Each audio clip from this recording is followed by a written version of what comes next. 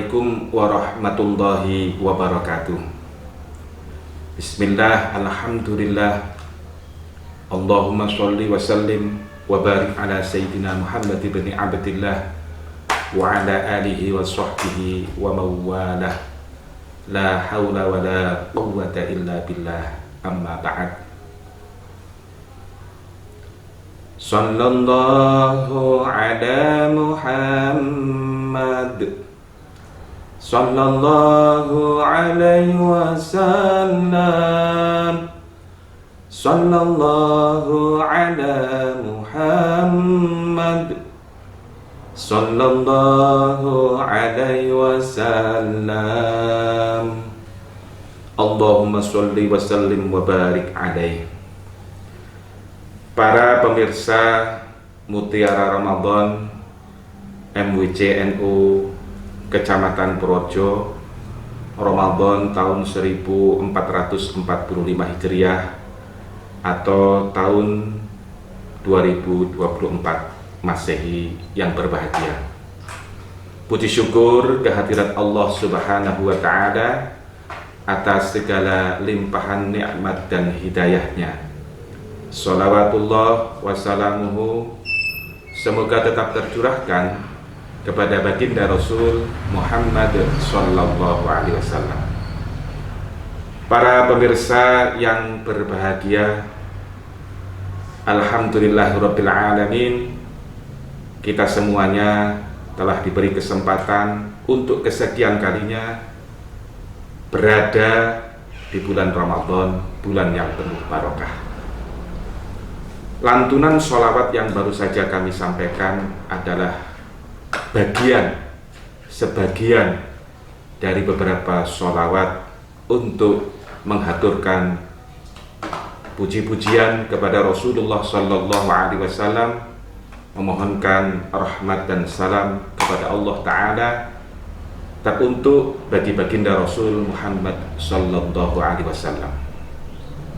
Sholawat Nabi merupakan sesuatu yang sangat istimewa, yang sebaiknya kita selaku umat Islam selalu memperdengarkan, selalu membacanya. Para pemirsa yang berbahagia, bacaan sholawat Nabi, memperbanyak membaca sholawat Nabi adalah salah satu dari beberapa tanda-tanda mencintai Rasulullah Sallallahu Alaihi Wasallam. Hadirin yang berbahagia, limadza nuhibbu Rasulullah Sallallahu Alaihi Wasallam? Mengapa kita harus mencintai Nabi Muhammad Sallallahu Alaihi Wasallam? Dalam kesempatan yang berbahagia ini, kami ingin menyampaikan begitu pentingnya kita mencintai Nabi Muhammad SAW. Paling tidak ada beberapa alasan yang akan kami sampaikan mengapa penting bagi kita untuk mencintai Nabi. Yang pertama, bahwa Allah Subhanahu wa Ta'ala memang telah memerintahkan, mewajibkan bagi kita untuk mencintai Nabi, mentaati baginda Nabi Muhammad sallallahu alaihi wasallam. Bahkan Allah Subhanahu wa Ta'ala mempersamakan orang yang mencintai Nabi, mentaati Nabi sama dengan mencintai dan mentaati Allah Subhanahu wa Ta'ala. Yang kedua,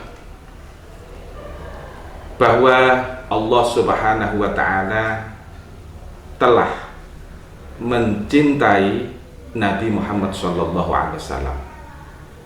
Bahwa Allah Ta'ala telah memilih dari sekian makhluknya, memilih Nabi Muhammad sallallahu alaihi wasallam sebagai hamba Allah yang dipilih untuk menjadi utusannya, menjadi makhluk yang paling mulia. Maka jika Allah telah mencintai hambanya.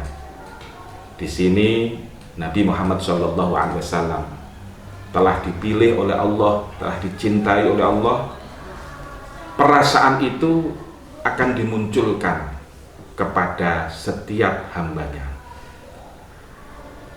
Sering kita dengar atau kita saksikan banyak kekasih Allah yang memang para kekasih Allah ini dicintai oleh Allah Ta'ala, sehingga banyak sekali manusia, orang-orang yang mencintai mereka, para wali-wali Allah, para auliyaillah, para ulama, para kiai-kiai, para habaib, dicintai oleh seluruh mayoritas umat Islam.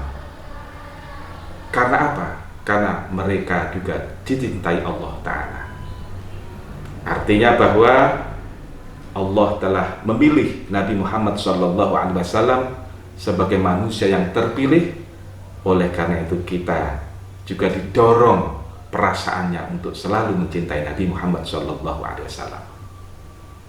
Hadirin para pemirsa yang berbahagia, yang ketiga alasan kita mencintai Nabi Muhammad SAW adalah karena beliau Nabi sangat peduli terhadap kita, umat Islam. Sangat belas kasihan terhadap kita, umat Islam. Hamba Allah yang memang butuh kasih sayang. Dalam sebuah hadis diriwayatkan ketika suatu ketika Nabi memohon kepada Allah Subhanahu wa Ta'ala dengan berderai air mata. Kemudian Allah Ta'ala mengutus malaikat. Wahai malaikat Jibril, coba engkau datangi Muhammad. Dia sedang memohon kepadaku dengan menangis. Coba tanyakan mengapa ia menangis. Kemudian malaikat Jibril alaihissalam datang menemui Nabi dan mengatakan, wahai Rasulullah, saya diutus oleh Allah Ta'ala untuk menanyakan kepada engkau. Engkau meminta, memohon kepada Allah dengan penuh tangisan. Ada apa gerangan? Kemudian Nabi mengatakan, menjawab bahwa saya menangis. Saya memperhatikan nasib umatku nanti bagaimana. Saya mohon kepada Allah keselamatan untuk umatku. Saya menangis di hadapan Allah Subhanahu wa Ta'ala karena begitu besarnya pengharapan saya terhadap umatku agar mereka selamat. Kemudian malaikat Jibril matur sowan kembali kepada Allah Ta'ala mengatakan bahwa Muhammad menangis karena begitu besarnya pengharapannya terhadap engkau, wahai Allah, agar umatnya diberi keselamatan. Kemudian Allah menjawab, wahai Jibril, jawablah kepada Muhammad bahwa aku akan memberikan apa yang ia minta dengan sepuas-puasnya, dengan semua pengharapan pasti akan aku kabulkan. Hadirin yang dirahmati Allah Subhanahu wa Ta'ala, yang keempat, mengapa kita harus mencintai Nabi Muhammad SAW? Ada alasan yang jelas-jelas masuk akal bagi kita semua, bahwa Nabi Muhammad SAW membawa ajaran agama, yaitu agama Islam. Agama Islam, agama yang paling baik. Syariatnya yang terbaik di antara seluruh syariat. Jadi Nabi Muhammad SAW membawa risalah kenabian, agama Islam, agama yang terbaik. Bahkan dikatakan Nabi bersabda, yassiru wa la tu'assiru wa basyiru wa la tunaffiru. Al-hadis. Suatu ketika Nabi diberi dua hal, pasti Nabi akan memilih dari dua hal itu yang paling mudah untuk umatnya, asal tidak melanggar syariat agama Islam. Nabi berkata, mudahkanlah, janganlah dipersulit untuk umatku, dan berilah kabar gembira, janganlah engkau takut-takuti umatku ini. Hadirin yang dirahmati Allah Subhanahu wa taala. Selanjutnya, alasan kita bagaimana kita harus mencintai Nabi Muhammad SAW adalah karena Nabi begitu pemaaf. Nabi Muhammad SAW sangat belas kasihan kepada umatnya. Dalam sebuah kisah diceritakan, suatu ketika Nabi kelihatan sangat bahagia. Kemudian istri beliau, Dewi Aisyah, melihat Nabi begitu bahagia, meminta kepada Nabi agar mendoakannya. Ya Rasulullah, doakan saya. Kemudian Nabi mendoakan istrinya. Allahumma gfir li Aisyata. Allahumma gfir li Aisyata. Ya Allah, ampunilah dosa-dosanya istri tercintaku Dewi Aisyah. Diampuni dosa-dosanya, baik yang kelihatan maupun yang tersembunyi, baik yang banyak maupun yang sedikit. Apakah itu dosa-dosa yang disengaja maupun tidak disengaja.